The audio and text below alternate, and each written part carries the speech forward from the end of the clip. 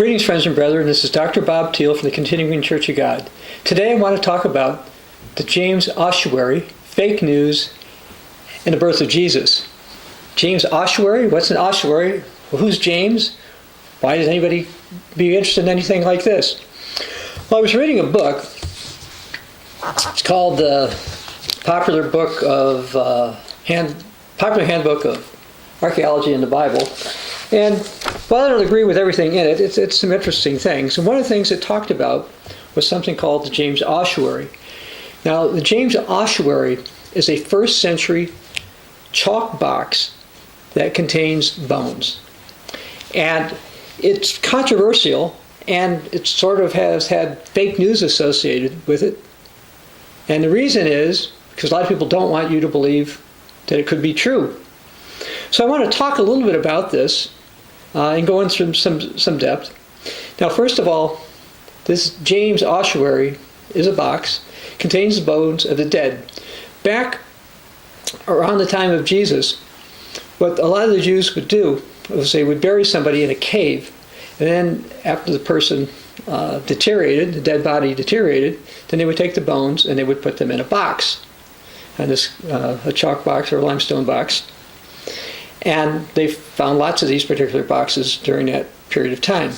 Now, the particular James that is associated with this ossuary in question is believed to be the individual James who was involved in the Council of Acts, chapter 15, and also the one who wrote the book of James. And so I'm going to read from a couple different sources. One is from the handbook I just mentioned here.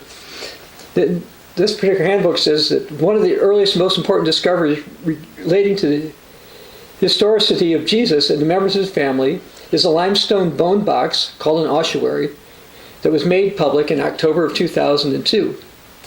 And then it says that ossuaries were used in Israel from about the 2nd century BC until the fall of Jerusalem in 70 AD. They found actually 10,000 of these ossuaries, but only about 100 of them have inscriptions. Inscriptions means there's something written on the outside of them. And of these, 2 of them have like a second line. Most of them only have one line. Now, on the James Ossuary, there's an inscription, and I'm going to try to show you the inscription, although I don't think it's going to be that easy to see here. It's not really that easy, but it's in Aramaic, and I'll hold it up as I read it. It says, Yaakov bar Yosef Akhui de Yeshua, which basically, the translation of what this is, and again, you can see this is below my finger here, is Jacob or James, son of Joseph, brother of Jesus.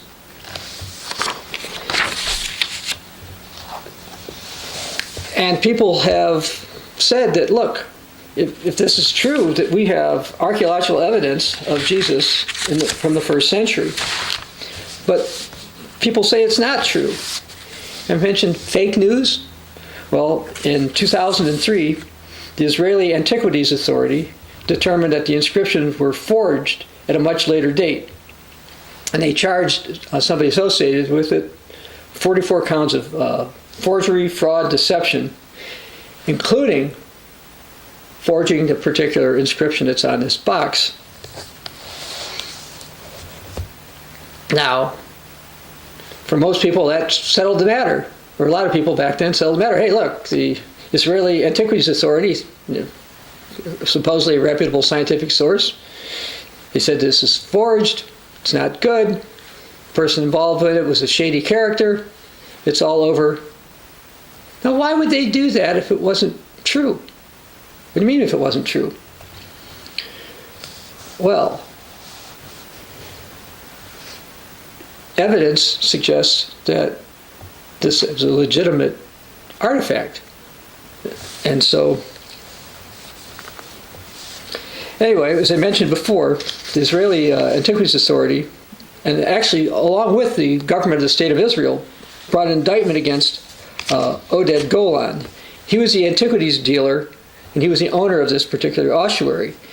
And they claimed that the second part of the inscription, the portion which reads, "the brother of Jesus," was a forgery.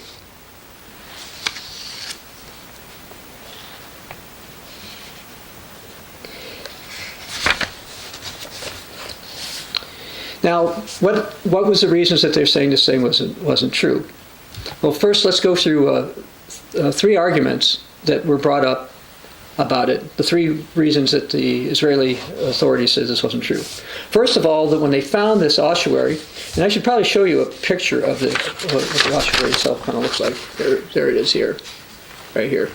When they found it, it was not actually in a cave, but rather it was obtained through buying from a dealer in antiquities. Secondly, although the bone box itself and the first half of the inscription are not contested, arguments are that the second half of the inscription, the one that says "brother of Jesus," was a recently engraved or forged document. It wasn't done by the same hand, and it couldn't have been done because of the absence of something called naturally occurring patina. Now let me explain what patina is. You could kind of think of patina as a type of kind of like a mold that goes on older objects. Technically, I'll read it from here, patina is a thin layer of biogenic material expected to be present on most, if not all, ancient artifacts to some degree. It's caused by the continuous secretions and activities of microorganisms such as bacteria, fungi, algae, yeast on stone and inside of grooves. If the same consistency of patina is equally distributed on the ossuary and is found within the engraved grooves, it would suggest the authenticity of the inscription. The absence of patina within the disputed part of the inscription would suggest a forgery or modern engraving of the letters. So in other words, here's what they're saying. We've got this box. And on this box there was something chiseled into it. Talk about James, the son of Joseph. And then next to it, it said, "brother of Jesus." They said, "Oh, there's this mold kind of deposit, kind of almost like a rust, if you will. It's not rust, but we'll call it rust. So it's kind of like a plant rust that's there. And it's on the first part, James, the brother of the son of Joseph, but it's not there on the brother of Jesus. Therefore, this was a fraud." And that's how they concluded it, and that became the fake news. I mean the fake news. Now I want to go over some of the arguments in favor of the authenticity of the James Ossuary. Some are pretty simple. One is the ossuary, the size of it indicates the bones belong to an adult male. And in 2004, while the ossuary was in the possession of the Israeli Antiquities Authority, the forensic department of the Israeli police, the Mazep, made a silicon impression of the inscription that contaminated and mutilated it. So when they were looking at it, they messed the thing up. When the silicon was removed, it also removed the naturally occurring patina. And you say, okay, but you're just saying that because there's no patina on the second half and there's patina on the first half. Therefore, how do you know? Well, we know because more analysis was later done. Traces of patina were still present in several of the letter grooves, indicating that the inscription is indeed ancient. So when they first went out and said, "Oh, okay, it's not there." Now, I'm not going to say that Jews who don't believe in Jesus would intentionally want people to, they intentionally mess things up to say there was no Jesus, or this isn't related to Jesus. But anyway, the reality is, when they did something, they messed it up, but further analysis found that the patina was there. Now, the name on the outside of the box, James, indicates that this was a male. And again, the size fits with that. Now, ossuaries were used by Jews only in the area of Jerusalem from around the end of the 1st century BC until 70 AD. The same time period that Josephus said the death of James at the hand of the Jewish leaders. So you may be familiar with Josephus. Josephus was a 1st century Jewish historian. And he wrote some things regarding the death of James. And so I'm going to read something from the Antiquities of the Jews, Book 20, Chapter 9. Now this was written 1900 plus years ago. It says, "Now Caesar, who heard of the death of Festus, sent somebody by the name of Albinus into Judea as a procurator. The king deprived Joseph of the high priesthood and gave it that dignity to the son of Ananus, who was himself called Ananus." So the high priest was somebody called Ananus. The report goes that the younger Ananus was a bold man in temper, and he was very insolent. Again, this is from Josephus, Book 20, Chapter 9. He was also the sect of the Sadducees. Now, the Sadducees didn't believe in a resurrection, believed in a lot of things according to the Bible. Josephus writes, "They're very rigid in judging offenders, above all the rest of the Jews. When therefore Ananus was of that disposition," which would mean with a temper, "he thought now he had a proper opportunity, now that Festus was dead, and Albinus was but upon the road. So he assembled the Sanhedrin of judges and brought before them the brother of Jesus, who is called Christ, whose name was James, and some others, some of his companions. And we'd formed an accusation against them as breakers of the law. He delivered them to be stoned. But as those who seemed more equitable to the citizens and such, they disliked what was done, and they complained about him." All right, well, according to the records in Josephus' comment, this would have happened around 62 AD. And remember, I mentioned before that the Jews were using these types of boxes, ossuary boxes, until about 70 AD. So the time period certainly does fit.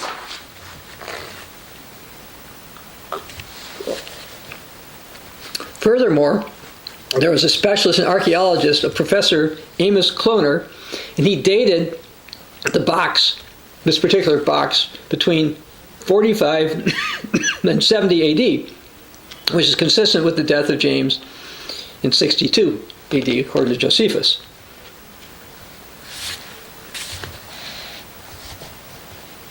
You know, the ossuary boxes, they didn't put a second set of description on it unless it was related to somebody really famous. And Jesus was famous, and that would have been a reason in order to do that.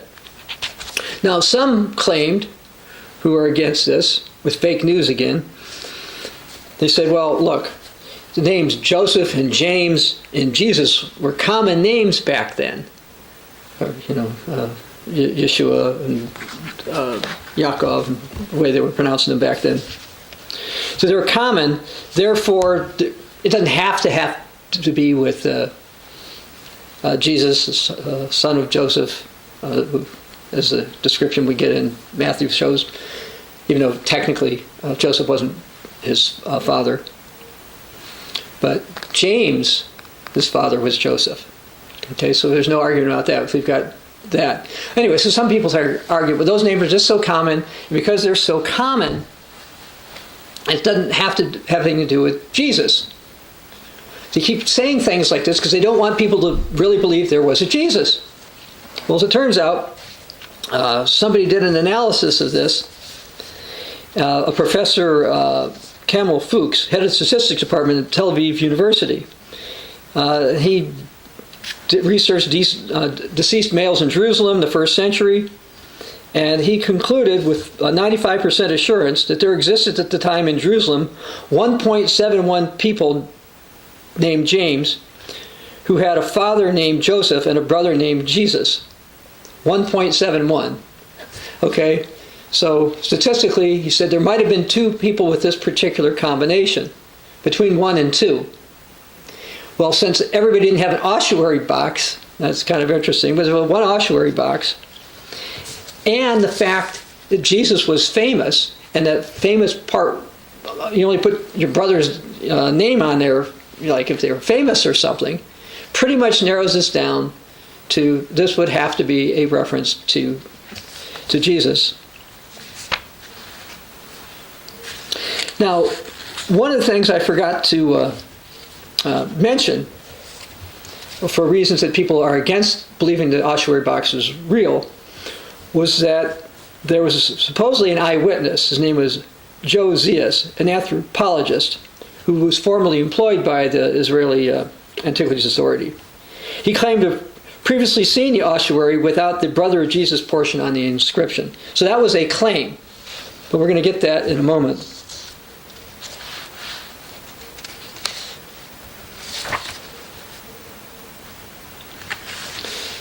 And what came out was, on that particular part, it was revealed that this so-called eyewitness, Josias, who does not read Aramaic, he didn't even know how to read the language, okay, thought he saw was actually different, but a similar ossuary with three other names on it: Judas, Joseph, Judah, and Hattus, known as the Joseph ossuary. So in other words, this is the eyewitness that they had that said that he'd seen it, which is one of the bases for claiming this was a fraud, actually hadn't seen the James ossuary. He saw something called the Joseph ossuary and hadn't seen this. And he said he was joking when he said the Brother Jesus portion of the inscription was missing from the ossuary. Joking, and they had a court case and they found this person guilty and all this kind of nonsense. It's just ridiculous. Expert witnesses, by the way, confirmed that the inscription in its totality was inscribed by the same hand in the first century. So it wasn't one person did the first part and somebody else did the second part, because that's simply not the case. This is a disputed item until experts were put under oath at trial. So people were saying, it was two different hands, and when they got them at trial and put them under oath, well, okay, it's not. Experts confirmed that the presence of the microbial patina on the ossuary on both parts of the inscription, James, son of Joseph, and brother Jesus, demonstrated the unity and antiquity of the inscription. In addition, this patina is generally deemed ancient without the possibility of it occurring naturally in less than 50 to 100 years, making a recent forgery impossible. It's not possible somebody 50 years, 100 years ago went and did this, according to the experts. The world's leading expert on biogeology and patination process, Wolfgang Kumbin of Oldenburg University in Germany, affirmed that patina on the ossuary and the inscription most likely reflects the development process of thousands of years. Well, it would have been just under 2,000 years. He added, there's no known process of accelerating the development of patina. So in other words, there's not some way somebody could come up with this idea to get this patina stuff in there later and accelerate its growth so it didn't look like it happened over 1,000 years. This is not possible. In addition, he concluded that patina covering the inscription letters is no less authentic than that covering the surface of the ossuary. So you've got this big box, and there's patina all over it. You say, well, the stuff within the inscription and the stuff all around it is just as authentic.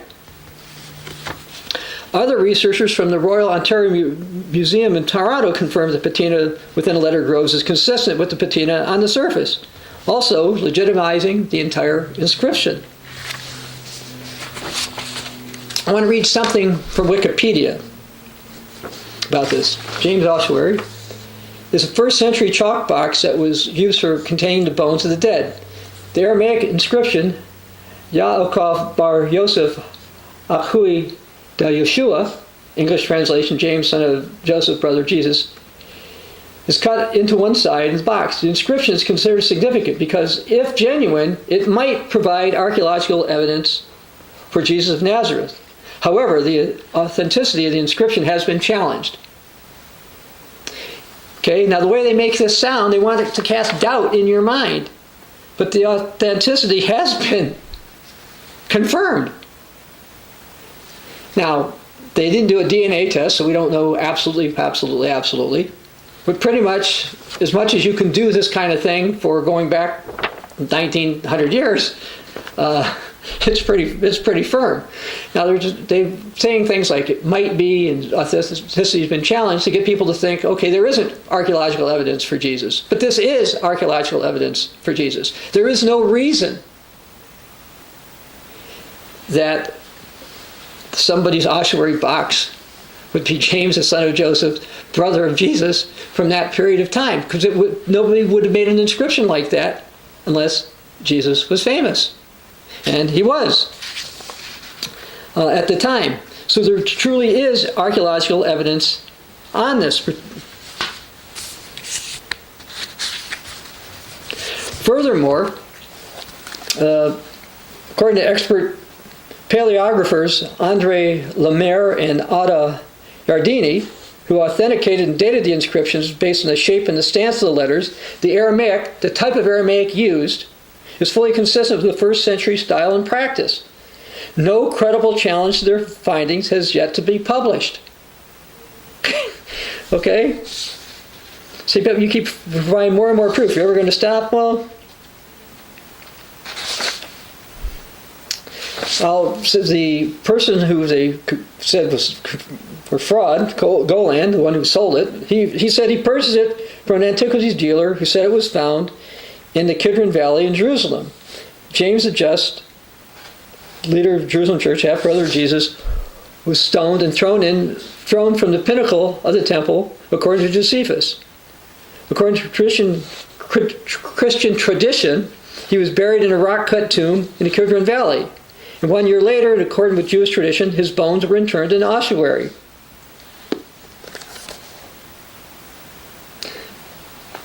I'd like to I'll read a few more things from here. So extensive and strong is the support for the authenticity of the ossuary in its inscription that, according to Golan, the prosecutor said in his closing arguments that the state would probably dismiss the charge that the ossuary inscription is a forgery. In fact, many of the Israeli Antiquities Authority witnesses who initially claimed the inscription was a forgery appeared to have changed their minds after closer analysis and scientific testing. What's more, many prosecution witnesses, which were witnesses for the Antiquities Authority and the State of Israel, who argued that it was a forgery, confirmed the authenticity of the inscription based upon careful analysis of patina and the engravings. Now, the person they took to court about this, Oded Golan, here's how he summarized this. He wrote, "Neither the prosecution nor the Israeli Antiquities Authority presented even a single witness who was an expert on ancient stone items or patina or antiquities who ruled out the authenticity of the inscription or any part of it." So they went to court. No expert went out who's truly an expert on the subjects at hand, these particular subjects, when it said it was not authentic. On the contrary, the finding of all the tests, including those of the prosecution witnesses, Goran and Ireland, support the argument the entire inscription is ancient. The inscription was engraved by a single person, that several letter grooves contain traces of detergents that cover the natural patina varnish that developed over the centuries and was partially cleaned many years ago. So they went and looked at it and said, yeah, some stuff, when they were messing around with it, they messed it up a little bit, but it was still there. So I'll read some conclusions from this book. The historical implications following the ossuary are far-reaching. It informs that 1. James, Joseph, and Jesus had historical corroboration as individuals and a family in the first century. Now, if you believe the Bible, you already believe that. But understand that Satan doesn't want people to believe the Bible is really true. Satan wants you to have a doubt. Satan wants you to have lots of doubts because he doesn't want you to have faith in God. He doesn't want you to walk out on faith, to live by faith, to walk by faith, not by sight. So wait a second. You tell us to walk by faith, not by sight, and you're talking about some sighted box. This sighted box provides additional confirmation to deal with claims by skeptics that there was no historical evidence, or not enough historical evidence that Jesus existed and was there at the time. And this box is just one more thing. Anyway, number 2, early Christians like James may have been buried according to Jewish customs. 3, Aramaic was used by early Christians, and that 4, early Christianity emerged from its Jewish roots, making it extremely difficult to divorce Christianity from its Jewishness. As such, the inscription's primary apologetic value rests in this, and this according to this book. After the most intensive interdisciplinary expert scrutiny according to the rules of law, the James Ossuary can be considered the most authenticated and the most scrutinized artifact in history.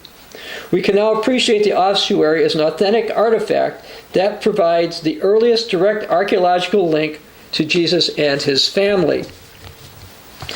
And this was important. And it's important because this whole subject about fake news, and I'm going to go into fake news associated with Jesus as well, but not the same kind of fake news.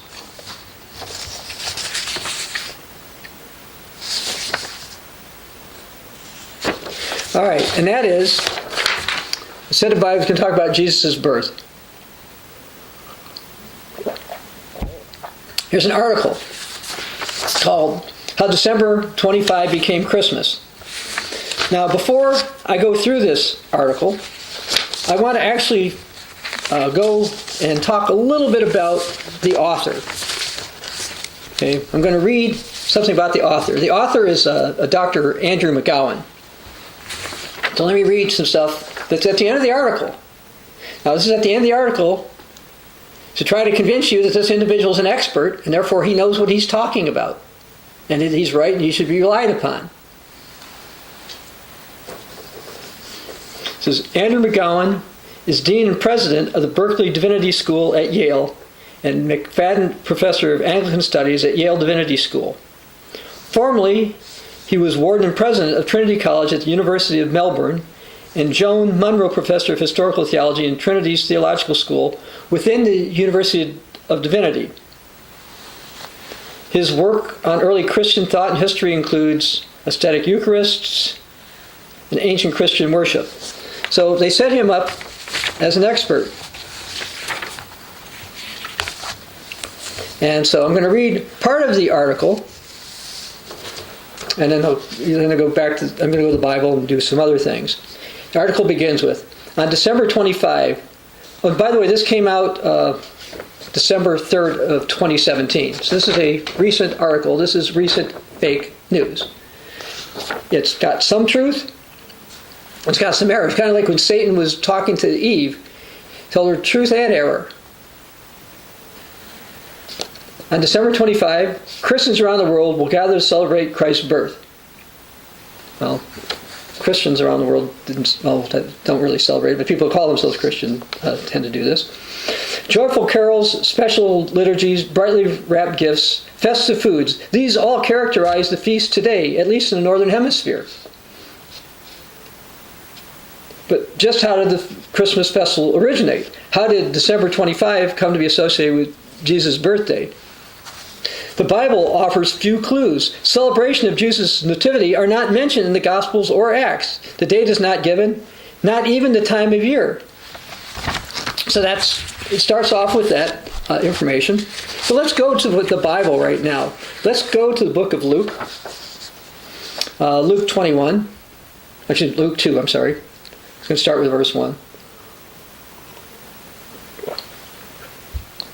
Now, because Roman Catholics keep December 25th as the date of Jesus' birth, I've decided that I was going to use the New Jerusalem Bible translation, which is a Catholic translation, by the way, into English. So we'll see what this version of the Bible says, Luke 2, starting verse 1.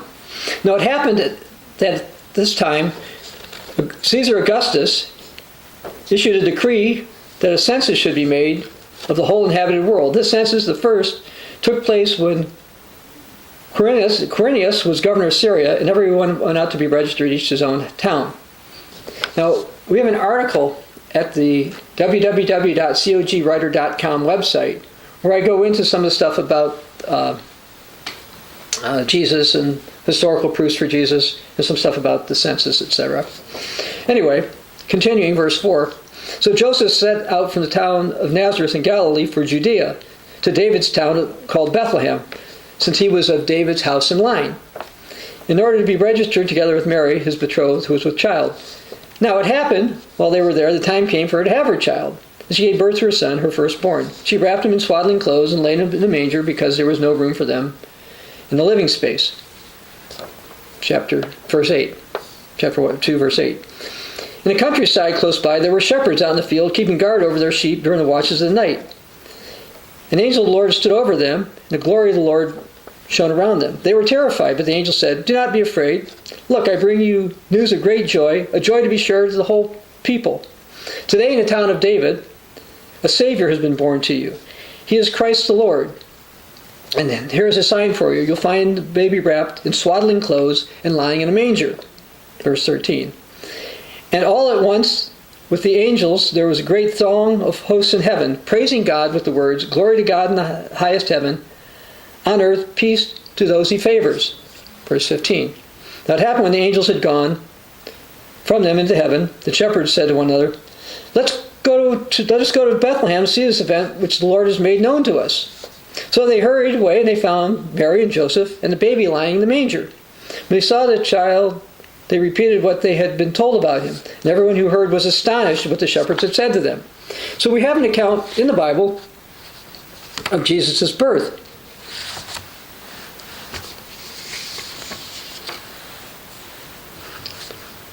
Now, getting back to this article by Andrew McGowan, the biblical reference to shepherds tending their flocks at night when they heard the news, he cites Luke 2:8, might suggest the spring lambing season. Because in the cold month of December, on the other hand, the sheep might very well have been corralled. Okay. Yet most scholars would urge caution about extracting such precise but incidental detail from the narrative. Well, it is not a totally incidental detail. God had this recorded in the Bible. He had to record in the Bible that the shepherds were out with their flocks. Shepherds were out in their flocks in December. Now, this article has some things that are accurate. It says the extra biblical evidence from the 1st and 2nd century is equally sparse. There's no mention of birth celebrations in the early writings of Christian writers such as Irenaeus, Tertullian, or Origen of Alexandria. They go so far as to mock Roman celebration of birth anniversaries and call them pagan. As far as we can tell, Christmas was not celebrated at all at this point. Well, that's interesting, because you're talking up until Tertullian was until around 225, according to this article, and Origen lived till about 264. Irenaeus to around 200. So you're talking basically late 2nd, early 3rd century. So a couple of centuries after Jesus was born, after he was resurrected. Centuries after he's resurrected, people are not celebrating his birthday. And it said, now this stands in sharp contrast to things concerning Jesus' last days. Each of the 4 Gospels provides detailed information about the time of Jesus' death. According to John, Jesus was crucified just as the Passover lambs were crucified. This would have occurred the 14th of the Hebrew month of Nisan, just before the Jewish holiday began at sunset, considered the beginning of the 15th day, because the Hebrew calendar days began at sundown. So this part's accurate. I'll skip some other parts he got wrong about Passover.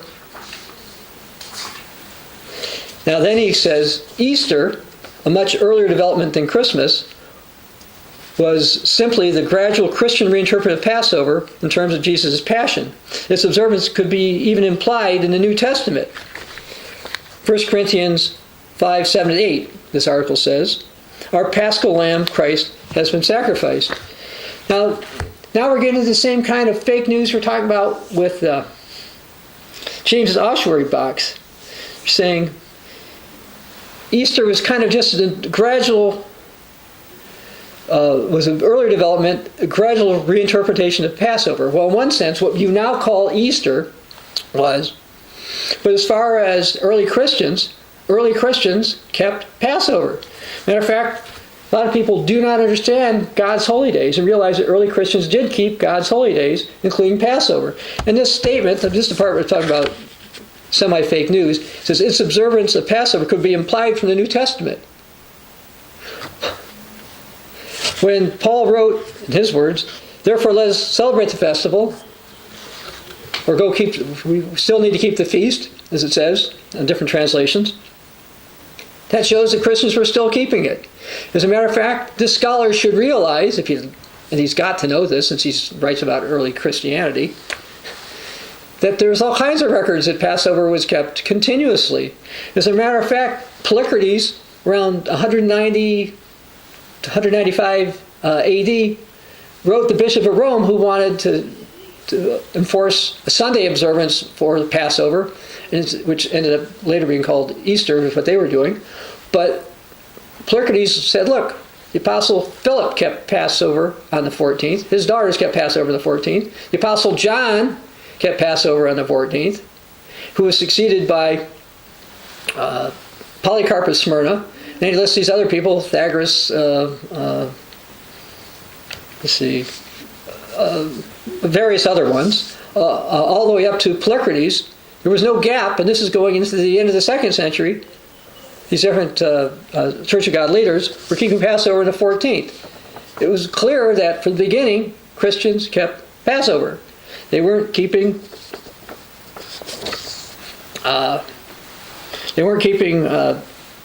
Jesus' birth. They weren't keeping Christmas.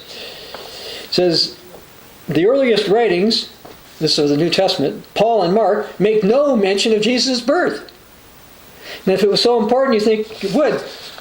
Paul once told the people, the leaders of Ephesus, that he'd given them the whole counsel of God, and there's no evidence he ever discussed keeping Jesus' birth. In the 2nd century, further details of Jesus' birth and childhood are related in apocryphal writings. In other words, false, non-biblical writings that people didn't believe, such as the infancy gospel of Thomas and the proto-gospel of James. Then we get from McGowan's article, finally, in about the year 200, a Christian teacher, no, I don't think he was Christian, in Egypt makes a reference to the date Jesus was born. According to Clement of Alexandria, several days had been proposed by various Christian groups. Well, if the date of Jesus' birth was so important, God would have told us when it was, but it wasn't in there. Surprising as it may seem, Clement doesn't mention December 25th at all. There are a bunch of dates proposed, and that wasn't one of them.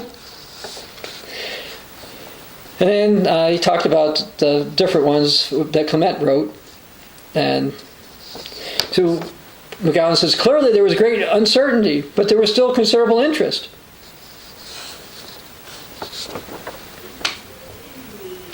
Now, McGowan says the earliest mention of December 25th of Jesus' birthday comes from a mid-4th century Roman almanac. Lists the dates of various Christian bishops and martyrs. And under December 25th it says, Natus Christus in Bethlehem, Judea. My Latin, I could kind of read Latin, but sorry I didn't pronounce it that well. It'd be Natus Christus in Bethlehem, Judea, which in translated English is Christ was born in Bethlehem of Judea, and that's under the 25th.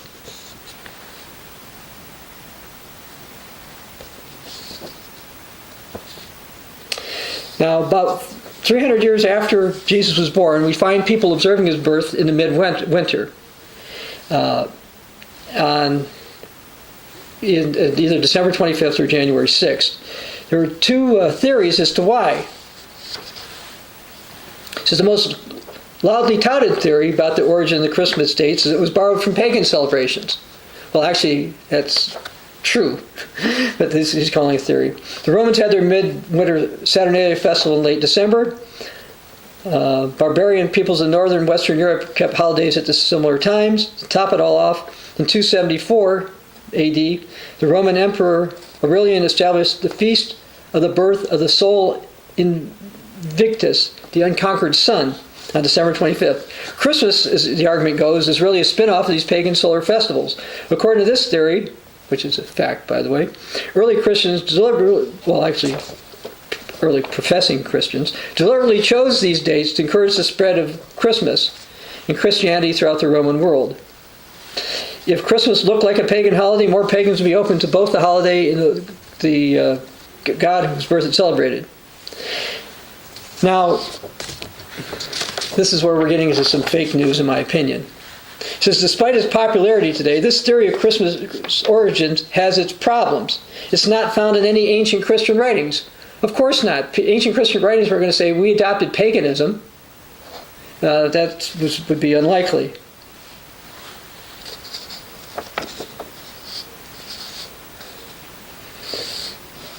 Now, later in the 4th century, the church father Ambrose, who's not a Christian, described Christ as the true Son who outshone the fallen gods of the old order. And it's not until the 12th century, it says, we find a suggestion that Jesus' birth celebration was deliberately set at the time of the pagan feast.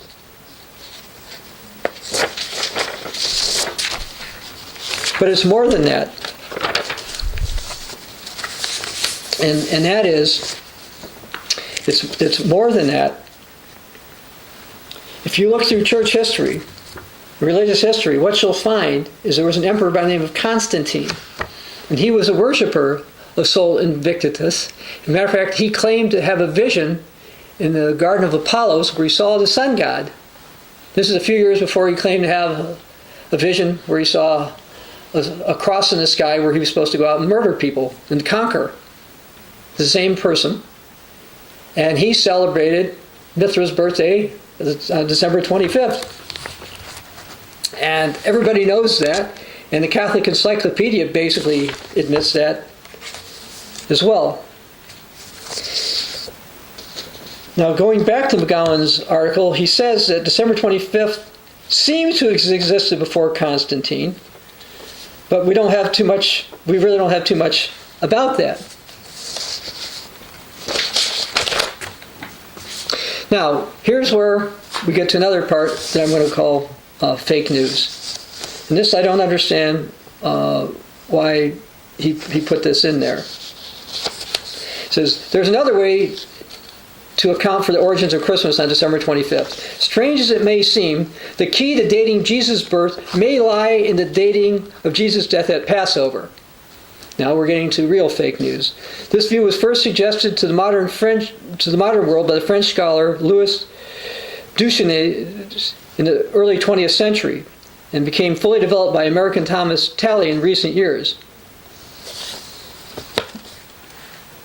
But they're not the first to note a connection between Jesus' death and his birth.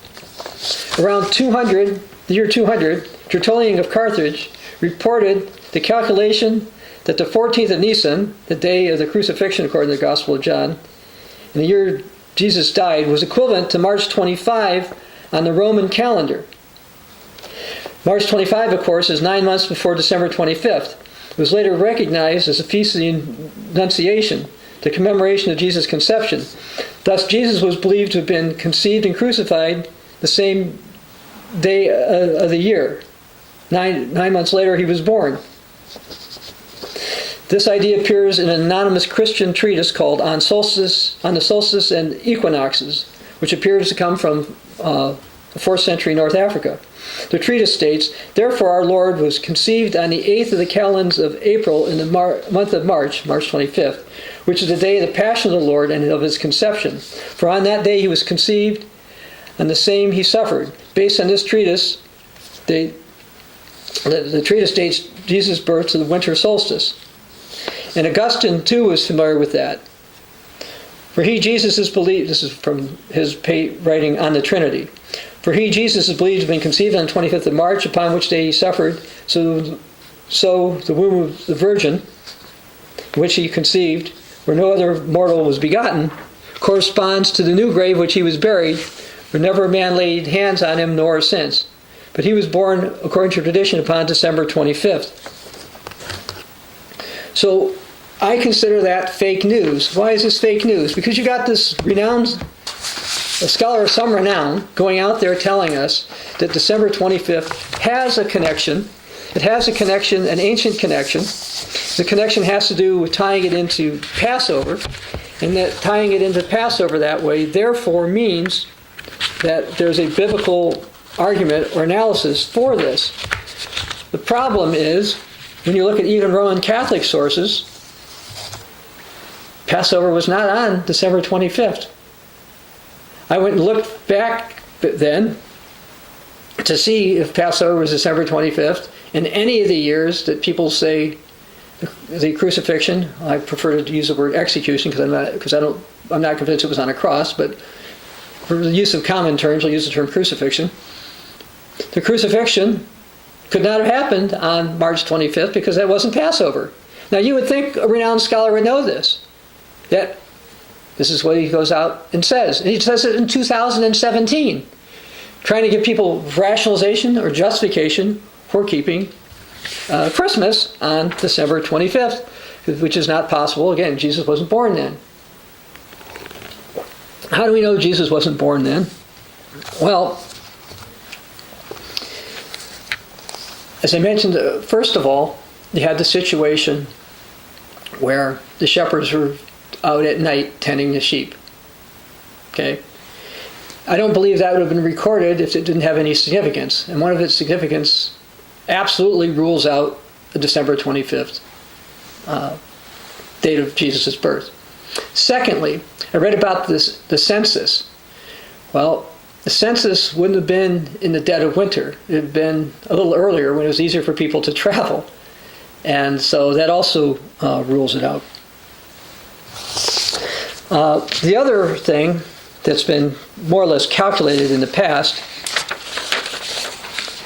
is got to do with a certain priest in the temple.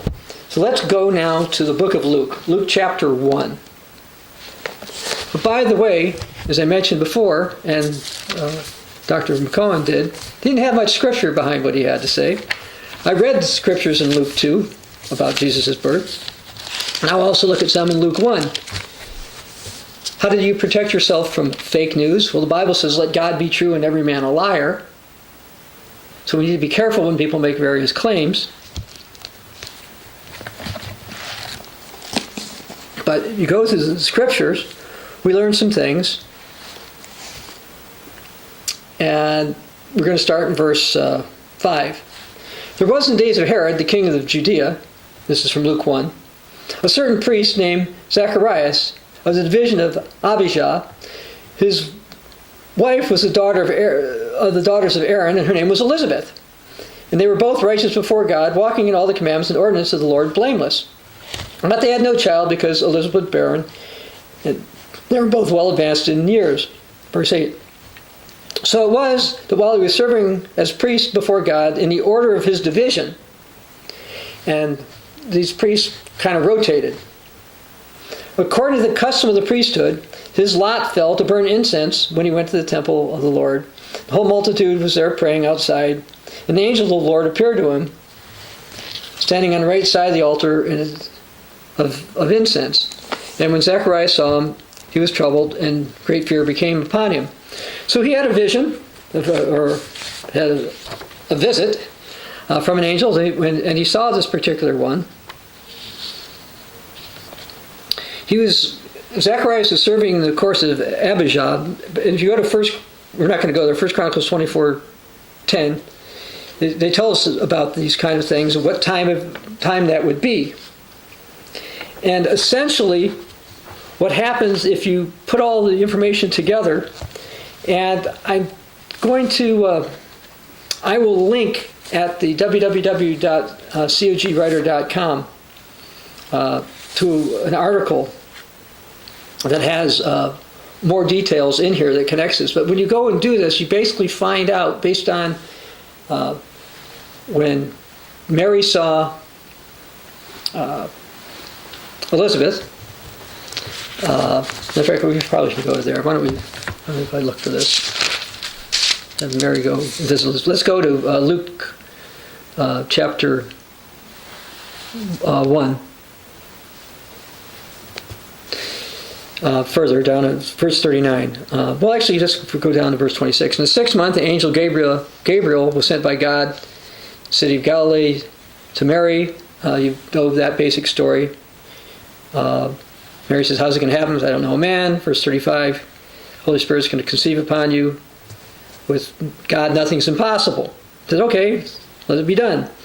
So let it be done. Then the angel departed from her. In verse 39, Mary arose in those days and went to the hill country in haste to the city of Judah, entered the house of Zacharias and greeted Elizabeth. It happened when Elizabeth heard the greeting of Mary that the baby leaped in her womb. So we know that she was pregnant then. She spoke with a loud voice saying, "Blessed are you among women, and the fruit of your womb," etc., etc. Verse 57, she had a son. And then in chapter 2 we find out, I already read that Jesus was born. Well, anyway, when you tie in the different ways that the Levitical priesthood worked, you basically find that Jesus could have only been born in the spring or in the fall. And if you throw in that tidbit about the shepherds being in the field at night, the only time the shepherds wouldn't be in the field would be in the winter. So some people call that an incidental detail. But I say calling that an incidental detail is fake news. You're trying to dismiss the Bible.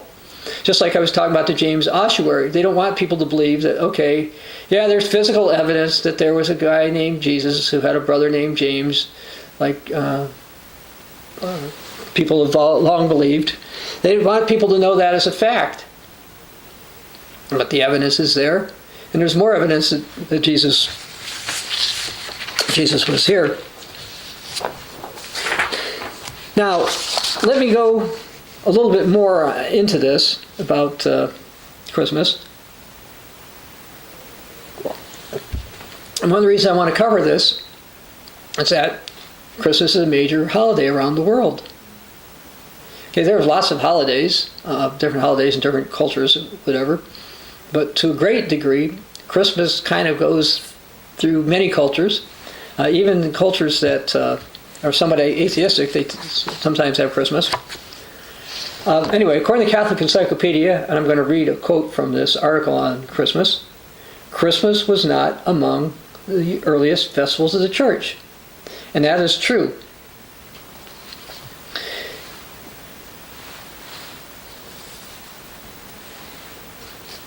Now I'm going to read something from Ananias of Sirach.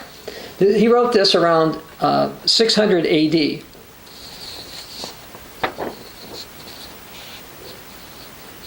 says, the festival of the holy birth of Christ, on the 12th day before the feast of the baptism, was not appointed by the holy apostles, nor their successors either, as is clear from the books of the canons, which is the 6th of January according to the Romans. But after years of fixing their canons, the festival was invented, as some say, by the disciples of the heretic Cerinthus, and was accepted by the Greeks because they were truly fond of festivals and most fervent in piety, and by them it was spread and diffused around the world. But in the days of the holy Constantine, and I don't consider Constantine holy, in the Council of Nicaea, the festival was not received by the Holy Fathers. So up until the Council of Nicaea, it was not something that was generally accepted. Now he mentioned the 12th day before the feast of the baptism. Well, and he mentioned January 6th. So the 12 days before the January 6th is December 25th. So this proposal suggests that the original 25th was proposed by an apostate named Cerinthus. And why did he do it? Probably because it was a celebration of the birthday of the sun god Mithra. This also took place during the Saturnalia festival. So it was acceptable to at least two groups of pagans. And the followers of Mithra became more and more influential within the Roman Empire. As a matter of fact, many of the practices associated with Mithraism ended up becoming adopted by the Greco-Roman churches. Now, as far as Cerinthus goes, he was a heretic who was around at the time of the Apostle John. And I'm going to read what a Catholic writer by the name of Irenaeus wrote about this. It says, there was also those who heard from him that John, the disciple of the Lord, was going to take a bath in Ephesus. And he perceived that Cerinthus was within. He rushed out of the bathhouse without bathing. Back then, people didn't have private baths in their house, at least not most people, unless you're very wealthy. So John was going to go to a bathhouse. So what did he say? According to the tradition here, when he ran into Cerinthus, or heard that Cerinthus was in the same building, let us fly, lest even the bathhouse fall down, because Cerinthus, the enemy of the truth, is within. So John didn't even want to be anywhere near him. Now, the Catholic Encyclopedia, by the way, condemned Cerinthus as a heretic. It said Cerinthus was a Gnostic, Ebionite heretic, a contemporary of St. John. He was an Egyptian, and his doctrines were a strange mixture of Gnosticism, Judaism, Chiliasm, and Ebiotism. And some of those doctrines, the wrong doctrines, ended up getting adopted by the Church of Rome. Now, I mentioned before that Andrew McGowan said that perhaps, there was this early tradition that Jesus was crucified on the 25th of March. Therefore, he was conceived the same day he was crucified. Okay, that's the argument. It's ridiculous, but that's what they say. And I mentioned before that it wasn't possible then, and because Passover wasn't then. Well, I ran into another Catholic source, and this is from the National Catholic Register.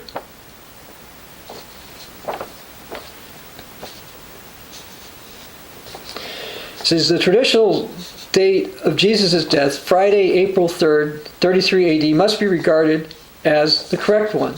Now, I don't agree with that particular one, but understand that he says April 3rd.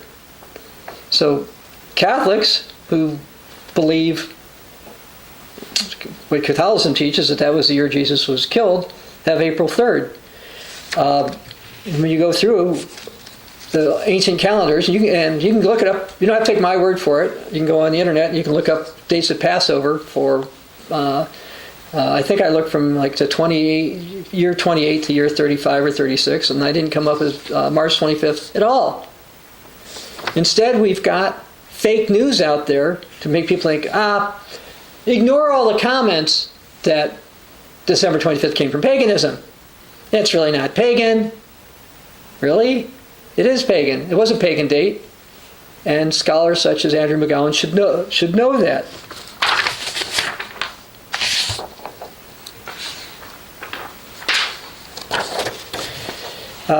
Different sources say the first recorded date of Christmas being celebrated December 25th was in 336 AD, during the time of Roman Emperor Constantine. A few years later, Pope Julius I officially declared the birth of Jesus would be celebrated on the 25th of December.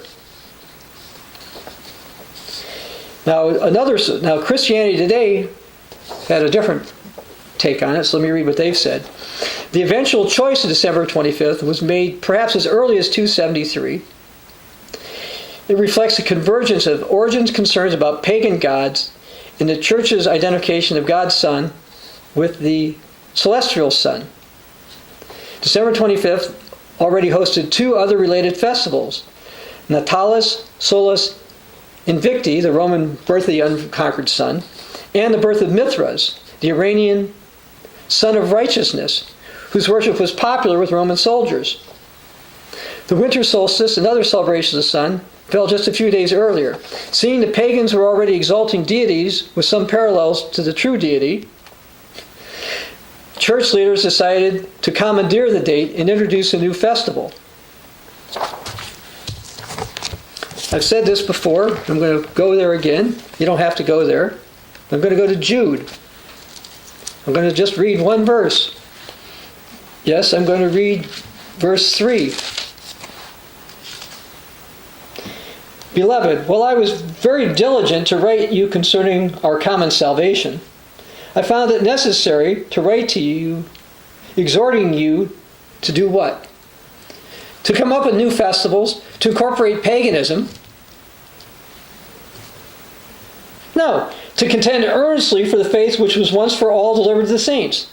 The faith that was earnestly delivered once to all the saints.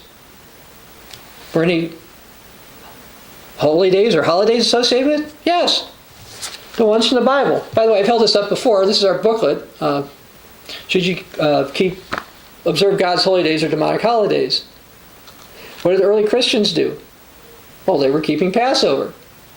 Now, by the way, I grew up Roman Catholic, and I did not know for the longest time that what they call Easter was supposed to have been Passover. Now, the original Passover that Jesus kept was at night. Easter is kept in the morning. It's kept on the evening, right after sunset on the 14th. Catholics don't keep it then. They keep it on a Sunday morning. But early Christians kept that particular day. Now, when I was reading Dr. McGowan's article, he mentioned various festivities associated with Christmas. There's some symbols on the back of this particular booklet. And by the way, I didn't tell you, this booklet's available at ccog.org. You can go to that particular website, ccog.org, and the booklet's available. It's available in more than one language as well. But you can read and look at what early Christians celebrated. They celebrated God's holy days. They observed God's holy days. They didn't keep things like Christmas. And again, Christianity Today says church leaders decided to commandeer the date and introduce a new festival. Well, these were not Church of God leaders, so they didn't do that. Western Christians first celebrated Christmas, this is from, again, Christianity Today, on December 25th in 336, after Emperor Constantine had declared Christianity the empire's favored religion.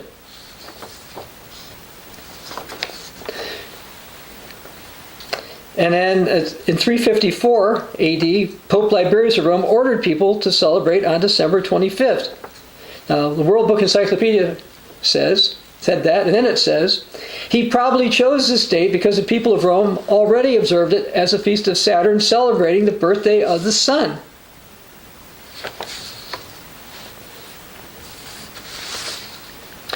And I'd like to read something that was published a few years ago about a church associated with celebrating Jesus' birth on December 25th. So I'm reading this article. This is from Associated Press and the Washington Times. The church where the tradition of celebrating Christmas on December 25th may have begun was built near a pagan shrine as part of an effort to spread Christianity, a leading Italian scholar says. Italian archaeologists revealed an underground grotto they believed ancient Romans revered as the place where the wolf nursed Rome's legendary founder Remus and his twin brother Romulus. A few feet from the grotto, the Lupercale, Luper is a word for wolf, the Emperor Constantine built the Basilica of St. Anastasia, where some believe Christmas was first celebrated on December 25th. It opted to mark Christmas, then celebrated at varying dates on December 25 to coincide with the Roman festival celebrating the birth of the sun god. Andrea Cardini, professor of archaeology at Rome's La Sapienza University, told reporters. The Basilica of St. Anastasia was built as soon as a year after the Nicene Council. It was probably where Christmas was first marked on December 25th, part of broader efforts to link pagan practices to Christian celebration in the early days of the new religion. These were not the early days of this new religion. The early days would have been 31 AD, 32 AD, 33 AD, maybe 100 AD, but not the 4th century. Mr. Carandini said, the church was built to Christianize these pagan places of worship. It was normal to put a church near these places to try to save them.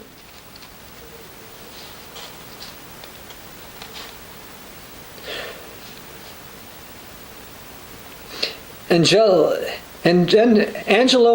Bottini said the hypothesis was evocative and coherent. It helps us understand the mechanisms of the passage from paganism to Christianity. Passages from paganism to Christianity? Makes no sense. Christians are supposed to come out of the world. We're supposed to be in the world, but not of it. Jesus did not say to go out and adopt pagan practices. Jesus didn't observe pagan practices while he was there. And when you continue to go through some things,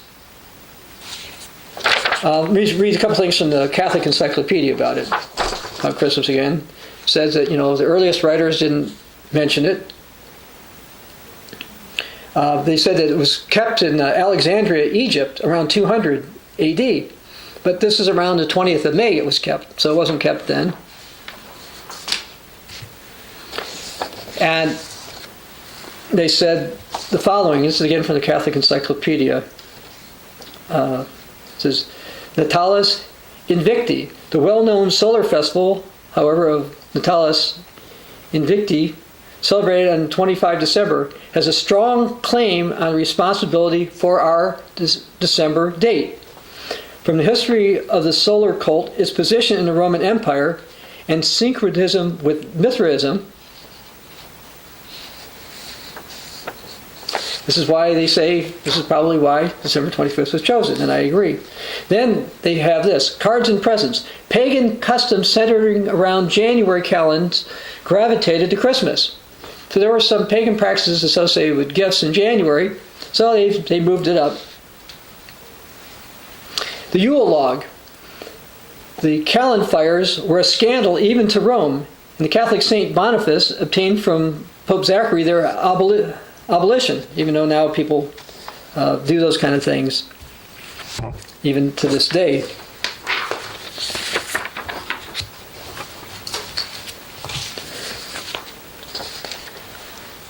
Now, what about fake news? I'm going to give some fake news from a Catholic source. I remember going to Vatican City back in 2004, and I bought a book called The Popes. And I don't have it with me right here to show it to you, but it's a small book, it's about this size. And let me read something from it. Now this is from, I bought it at the Vatican, it's actually in St. Peter's Basilica. They have a side room. I guess they don't have you sell right in where they have church. On the side part of the building, they do sell things, and I bought this book. Anyway, here's what it says. Telesphorus Saint, 125 to 126. Telesphorus was, they claimed to be a bishop of Rome from 125 to 136. It says, he established that on Christmas Eve, priests would say 3 masses, and he introduced the Gloria in Excelsis Deo, which he himself may have composed at the beginning of the Mass. But that's fake news. Roman bishops were not celebrating Christmas or in Christmas Eve back in the 2nd century. The Catholic Encyclopedia knows this. Catholic scholars know this. Yet, this book that I bought in the Vatican in 2004 said it. And by the way, the last time I was at the Vatican, which is probably, I don't remember exactly, probably 2 or 3 years ago, within the last 2 or 3 years, they were selling an updated version of that book, but it still has this stuff in it. Updated because they added another pope or 2 or whatever it was then. Now here's something from Catholic Online International News. So we don't reject the use of trees at Christmas time because they're pagan. Well, they are pagan and they should be rejected. We continue to use them because as symbols of life, they now point to Christ. Evergreen trees do not point to Christ any more than the fish of the sea point to Christ. Fish of the sea live. God created them. Trees live. God created them. The fact that evergreens stay green in the wintertime is interesting. In California, we have a type of oak tree that has leaves on it throughout the year too. Does that mean that points to Christ?